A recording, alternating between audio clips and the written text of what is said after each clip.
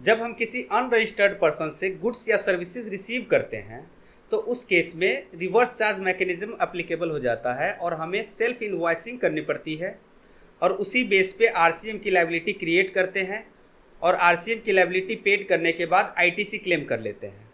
लेकिन इसके लिए कोई टाइम लिमिट नहीं दी गई थी, जिसके कारण बहुत सारे लिटिगेशन चल रहे हैं। तो इसका सॉल्यूशन अब आ चुका है। जी हाँ दोस्तों, वेलकम टू अपना सीए प्लेटफॉर्म। मैं सीए विनय सहनी। आज हम बात करने वाले हैं रूल 47 कैपिटल ए के बारे में, जो कहता है कि आरसीएम के केस में सेल्फ इनवॉइसिंग की टाइम लिमिट क्या होनी चाहिए और कब से एप्लीकेबल होगी, किस केस में एप्लीकेबल होगी। तो वीडियो के अंत तक बने रहिए और वीडियो पसंद आए तो लाइक और सब्सक्राइब करना बिल्कुल मत भूलिएगा। चलिए आगे बढ़ने से पहले नोटिफिकेशन पे एक नज़र डाल लेते हैं। ये देखिए, नोटिफिकेशन नंबर है 20/2024। कब आया है? 8 अक्टूबर 2024 को। इसमें एक लाइन देख लीजिए, in the said rule after rule 47 following rule shall be inserted with effect from 1 नवंबर 2024, नेमली उसका नाम है 47 कैपिटल ए। यानी कि रूल 47 ए के बाद एक नया रूल 47 कैपिटल ए इंसर्ट किया गया है। तो चलिए इसको समझते हैं डिटेल में, ये क्या कहता है। इसको समझने से पहले एक एग्जाम्पल लेते हैं ताकि इसका कॉन्सेप्ट पहले क्लियर हो जाए कि सेल्फ इनवॉइसिंग होता क्या है। लेट सपोज मिस्टर एक्स एक सप्लायर है और मिस्टर वाई एक रिसिपिएंट है, ठीक है। और मिस्टर एक्स जो है वो रजिस्टर्ड है, मिस्टर वाई भी रजिस्टर्ड है या अनरजिस्टर्ड है, दोनों ही चलेगा। इस केस में क्या होता है, जब मिस्टर एक्स मिस्टर वाई को गुड्स और सर्विसेज की सप्लाई करेगा, तो मिस्टर एक्स की ड्यूटी है कि वो एक इनवॉइस इशू करेगा, टैक्स इनवॉइस, और फिर GSTR 1 फाइल करेगा। और GSTR 1 जैसे ही फाइल करेगा उसी बेस पे मिस्टर वाई के GSTR 2B में ये इनवॉइस रिफ्लेक्ट करेगा और फिर GSTR 3B में वही ITC ऑटो पॉपुलेट हो जाएगा और GSTR 3B में ITC क्लेम कर पाएगा। ये नॉर्मल सिचुएशन है। नॉर्मल सिचुएशन में यहाँ पे देखिए, मिस्टर एक्स की ड्यूटी है कि मिस्टर वाई से GST का अमाउंट कलेक्ट करके गवर्नमेंट को पेड करना है। लेकिन प्रॉब्लम कहाँ आती है वो भी एक एग्जांपल से समझ लेते हैं। चलिए, इस केस में भी मिस्टर एक्स ही सप्लायर है और मिस्टर वाई रिसिपिएंट है, लेकिन थोड़ा सा चेंज है कि मिस्टर एक्स वो अनरजिस्टर्ड है, वो GST में रजिस्टर्ड नहीं है, और मिस्टर वाई जो है रजिस्टर्ड है। मिस्टर वाई जो कि रिसिपिएंट है वो GST में रजिस्टर्ड है। तो मिस्टर वाई जब रजिस्टर्ड है और मिस्टर एक्स अनरजिस्टर्ड है, तो मिस्टर एक्स कलेक्ट करके गवर्नमेंट को पेड तो कर नहीं सकता, उसकी कोई ड्यूटी नहीं है क्योंकि वो अनरजिस्टर्ड है।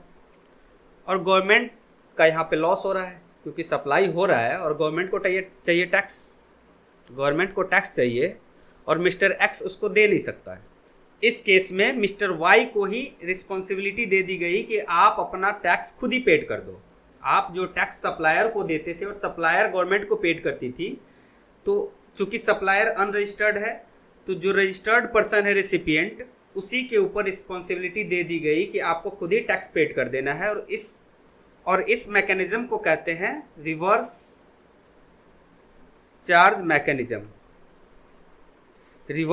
Mechanism, RCM। इस केस में मिस्टर वाई को क्या करना होता है, सेल्फ इनवॉइस जनरेट करना होता है। सेल्फ